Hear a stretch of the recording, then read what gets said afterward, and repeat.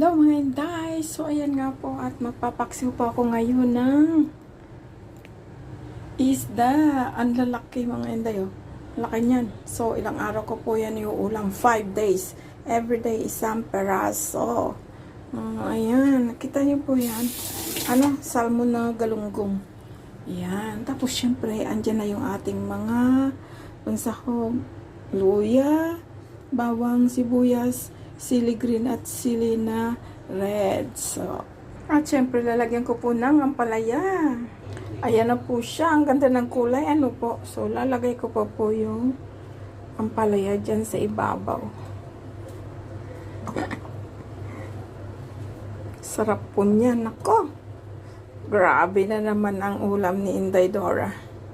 Ayan na po siya. Nilagyan na natin ng konting toyo, asin, paminta, chicken powder at suka. At ilalagyan na po natin.